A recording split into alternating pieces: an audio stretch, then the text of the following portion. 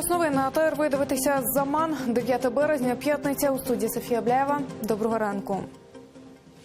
Організаторів виборів президента Росії в окупованому Криму чекають українські санкції. Про це повідомляє Міністерство закордонних справ України. У повідомленні говориться, що над розширенням санкційних списків в Україні будуть працювати після проведення незаконних російських виборів на окупованому півострові.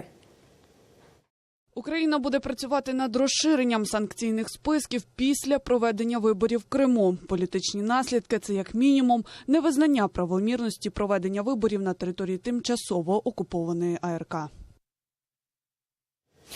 Європарламент не відправлятиме офіційних спостерігачів на заплановані вибори президента Росії і Азербайджані.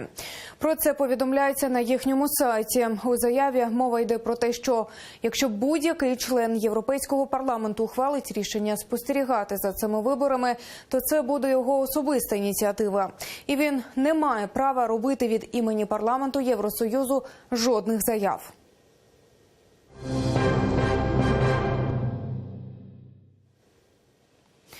На одиночний пікет проти релігійної дискримінації і обшуків в ісламських центрах вийшов у Києві біля будівлі СБУ столичний адвокат Ібрагім Татієв.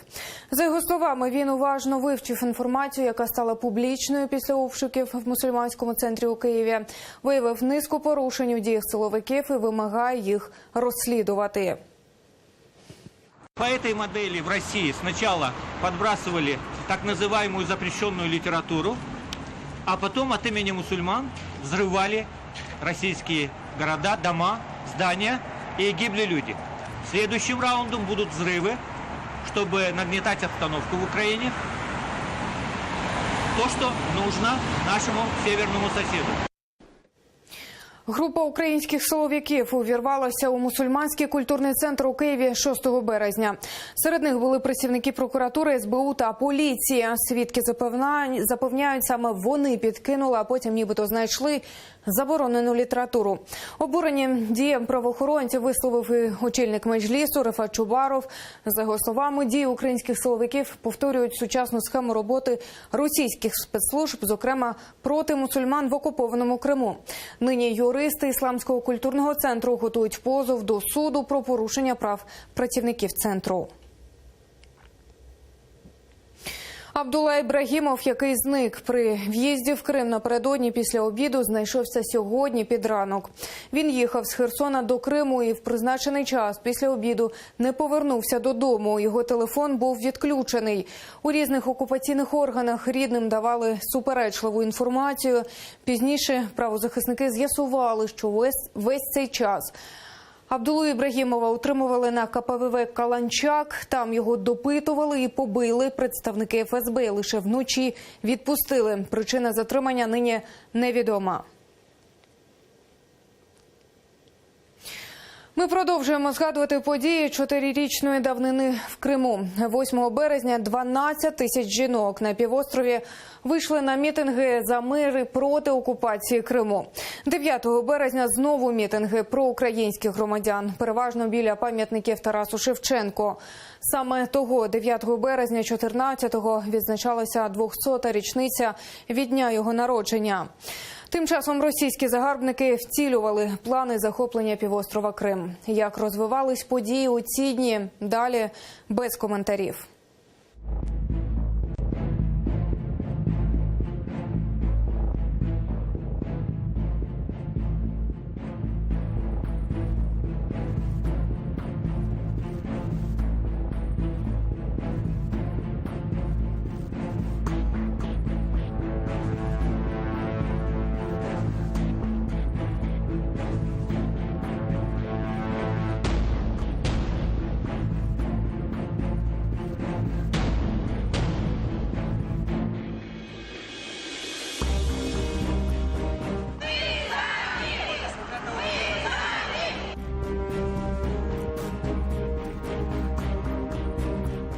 Это что это такое? Опомнитесь, люди! Я за мир из Украины.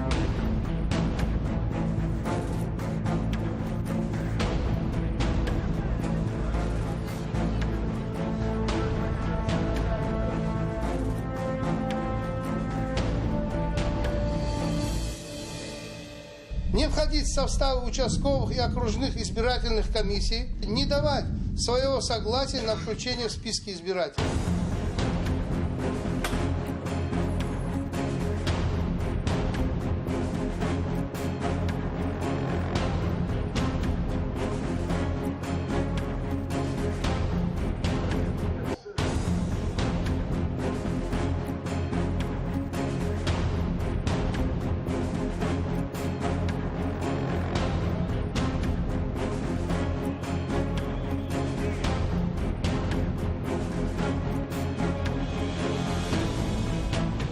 На улице надо выходить и показывать свое отношение к референдуму. Я не вижу их будущего в этой стране, которую нам собираются сделать.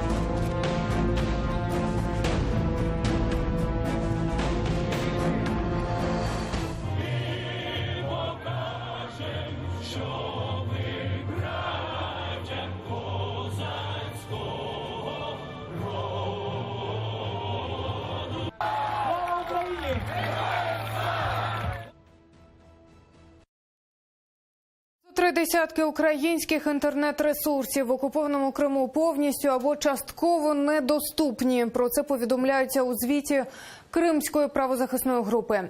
Там перевірили доступність сайтів через мережі різних провайдерів в 5 кримських містах – Білогірськ, Севастополь, Сімферополь, Керч і Ялта.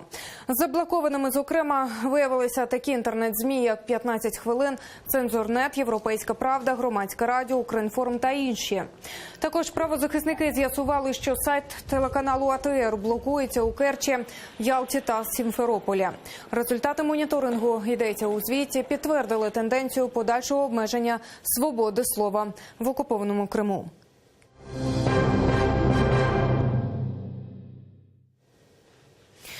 СБУ затримала очільника Центру звільнення полонених «Офіцерський корпус» Володимира Рубана. Це сталося напередодні на контрольно-пропускному пункті Майорськ у зоні АТО.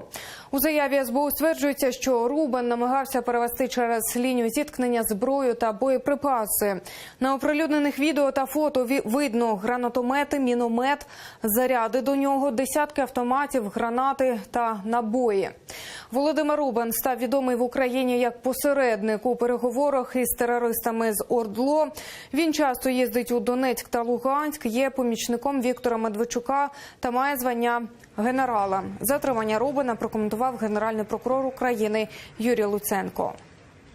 Він давно був під ковпаком в СБУ. Зараз його спробують відмазати. В інтернеті вже розганяється хвиля, що Рубан – зв'язковий Порошенка в ОРДЛО, хоч його зв'язки з Медведчуком відомі з 2014 року. Робиться це для того, щоб його відпустили, щоб злякалися дискредитації президента і не посадили. Аварія у Польщі. Мікроавтобус з українцями буквально розчавила вантажівка поблизу Перемишля. Водій та пасажир на передньому сидінні загинули на місці. Ще 4 українців шпиталізовані до найближчих лікарень. Усі постраждалі працювали на реконструкції моста у сусідній Старій Бірчі. До місця призначення вони не доїхали 500 метрів. Водій вантажівки, місцевий мешканець. Експертиза показала, що він був тверезим. Встановлено, що водій буса з невияснених причин виїхав на зустрічну смугу, внаслідок чого і сталося зіткнення. Скандал на інаугурації президента Чехії Мілоша Земана. Церемонія відбулася напередодні. Група депутатів чеського парламенту, не чекаючи закінчення церемонії, демонстративно вийшли. Так вони протестували проти нападок президента на громадське чеське телебачення та інші незалежні ЗМІ. Земан, який нещодавно переміг у президентських виборах, відомий своєю проросійською позицією. Він публічно підтримав анексію Криму у 2014-му, а згодом виступав за зняття санкцій ЄС, введених відносно Росії через її агресію проти України. Президент у Чехії має переважно представницькі функції, і його вплив на зовнішню політику обмежений. Це всі новини на цей час. Наступний випуск за вже менш ніж за 2 години. Інформаційний ранок на телеканалі АТР продовжує програма «Саба». Гарної вам п'ятниці. Залишайтеся з нами.